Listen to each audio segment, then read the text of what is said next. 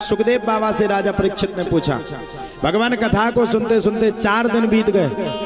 अब मैं आपके चरणों में प्रार्थना करके पूछना चाहता हूँ, आपके चरणों में निवेदन करके कहना चाहता हूँ, हे प्रभु, हे दीन दयालु, हे कृपालु, अब आप मुझे भगवान श्री कृष्ण के जन्म की कथा सुनाओ। अब बताओ साहब, थी भागवत, लेकिन भगवान ने भागवत की जगह भगवान कृष्ण के जन्म से पहले भगवान राम के जन्म की कथा सुनाई। पूछो क्यों? भगवान ने भगवान राम की कथा, राम के जन्म की कथा इसलिए सुनाई क्योंकि भगवान कृष्ण की 16,100 पटरानियां थी। अगर आपकी 5 ही हो गई तो किड़ी को करके खा जाएंगी। इसलिए चरित्र सुनो कृष्ण का और मर्यादा रखो राम की। रघुकुल रीत सदा चली आई, प्राण जाए पर वचन न जाई। भैया रघुकुल की रीत बड़ी अनेक है, इसलिए भैया रघुकुल की जब रीत की बात आई तो भगवान श्री राम के जन्म की कथा सुखदेव बाबा ने राजा परीक्षित को सुनाई। इसलिए अति संक्षेप में श्रवण करो। भगवान श्रीमन नारायण प्रभु के दिव्य कमल से ब्रह्मा जी का जन्म हुआ। ब्रह्मा के बेटा मारीची, मारीची के बेटा कश्यप, कश्यप के बेटा वैश्वान, इन्हीं से चला सूर्यवंश। वैश्वान के सूर्य के पुत्र हुए सिद्धादेव मनु, जिनकी सिद्धा नामक पुत्री हुई, जिनसे कोई संतान नहीं थी। प्रायः सूर्यवंश में संतान की बड़ी भारी समस्या रहती थी।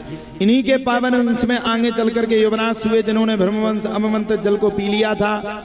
इसलिए यौवनाश के ही उदर से मानधाता का जन्म हुआ। मानधाता के सत्यवत, सत्यवत के बाद हरिश्चंद्र, हरिश्चंद्र के रोहित, रोहित से बाहक, बाहक के सगर नामक 60,000 पुत्र हुए। अश्वमेघ यज्ञ को इंद्र ने चुरा करके कपिल देव के आश्रम में रख दिया। उल्टा सीधा सुनाया तो कपिल देव ने अपने नेत्रों को खोला और 60,000 पुत्रों को भस्म कर दिया। बाद में पछतावा हुआ तो उन्होंने कहा गंगा के जल के स्पर्श से उद्धार हो सकता है। तब सकल पुत्रों में असमंजस, असमंजस के अंशुमान, अंशुमान के दिलीप, दिलीप के पुत्र भागीरथ, और भागीरथ से गंगा मैया का पदार्पण हुआ। बोलो गंगा माई की जय। आगे चल करके सभी सगर पुत्रों का उद्धार हुआ।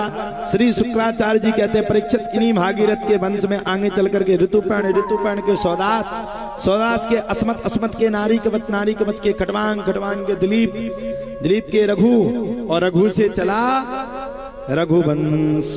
रघु के पुत्र अज, अज के यहाँ अज के पुत्र बेटा दशरथ, दशरथ के घर में भी संतान की प्राय समस्या थी। रामनवमी के पावन पुनीत अवसर पर भगवान ने बड़े प्रेम के साथ दोपहर के ठीक 12 बजे भगवान राम ने दशरथ के घर में जन्म लिया, प्रकट हो गए। बोलो राम लला सरकार की। सुखदेव बाबा कहते हैं राम लला सरकार का जन्म होने के बाद सुनो राजा परीक्षित, अब तो मैं भगवान कृष्ण के जन्म की कथा सुनाता हूँ। सुखदेव जी कहते हैं राजन चंद्रवंश की परम पुण्यमयी कथा को श्रवण करें। भगवान नारायण के नाभि कमल से ब्रह्मा, ब्रह्मा के बेटा अत्रि, अत्रि के बेटा चंद्रमा, जिनसे चला चंद्रवंश। चंद्रमा के बेटा बुद्ध, बुद्ध के बेटा पुरुरवा, इन्हीं पुरुरवा का दूसरा नाम राजा एल था। राजा एल का विवाह उर्वशी अप्सरा के साथ हुआ। इसी के आयु, सुतायु, सत्यायु, आयु, सुतायु, सत्यायु, रय, जय, विजय आदि 6 बेटा हुए। इन्हीं के प्रतापी वंश में आगे चल करके बेटा यति सन्यासी जो हो गया। सुखदेव जी कहते हैं परीक्षित पुरुवंश में ही राजा दुष्यंत का जन्म हुआ। इनके बड़े प्रतापी पुत्र भरत, जो बचपन से सिंहों की कीड़ा किया करते थे, इसी प्रतापी वंश में दंतीदेव हुए।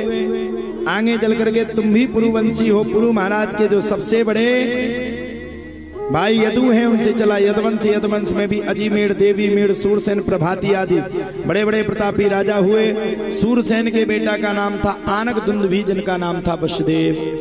राजा कंस ने अपने खुद के ही पिता को कारक ग्रह में डाल दिया और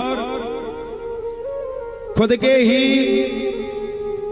पिता को कारक ग्रह में डालने के बाद राजा कंस स्वयं राजा बन के बैठ गया। अपनी चचेरी बहन देवकी का विवाह वसुदेव के साथ किया और स्वयं देवकी को छोड़ने के लिए गया तो आकाशवाणी हुई और आकाशवाणी ने कहा, हे राजन, जिस बहन को आज तू विदा कर रहा है उसी बहन की 8वीं संतान तेरा काल होगी। राजा कंस ने बहन को कारागृह में डाल दिया, 1 से लेकर के 6 पुत्रों को मार दिया। 7वें पुत्र के रूप में बलराम जी आए तो संकर्षण विधि के द्वारा रोहिणी के गर्भ में स्थापित कर दिया। अब 8वें गर्भ के रूप में भगवान को आना था। राजा कंस ने पहरेदार बढ़ा दिए, पहरा बढ़ गया। भगवान ने कारागृह में दर्शन दिए। अब तो महाराज भगवान के प्रकट होने का समय आ गया। भादो मास था, कृष्ण पक्ष था, रोहिणी नक्षत्र था। खूब तेज बिजलियां तड़तड़ा रही हैं, खूब तेज बरसात होती जा रही है। बिजलियां तड़तड़ाने के साथ बरसात होने के बाद भगवान ने रोहिणी नक्षत्र में भादो मास में कृष्ण पक्ष में रात्रि के ठीक 12 बजे कारागृह में जन्म ले लिया। जैसे ही भगवान ने जन्म लिया तो भगवान के जन्म लेने के बाद बेड़ियां खुल गई, हथकड़ियां हट गई, पहरेदार सो गए। घनघोर बरसात हुई। भगवान को वसुदेव जी ने एक छपड़ी में रखा और छपड़ी में रख करके भगवान को लेकर के वसुदेव जी चल पड़े। और जैसे ही चल पड़े वैसे ही वसुदेव जी को महाराज देख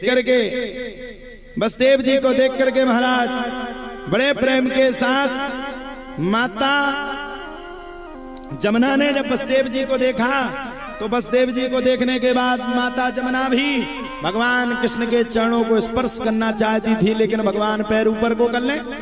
माता यमुना बोली, चिंता मत करो, मैं तुम्हारे साथ हूं, तुम जितना सताओगे। अब यमुना मैया ने स्पर्श किया। यमुना मैया के स्पर्श करने के बाद वसुदेव जी ने भगवान को नंद भवन में छोड़ा और इधर सुबह बधाइयां गवने लगी।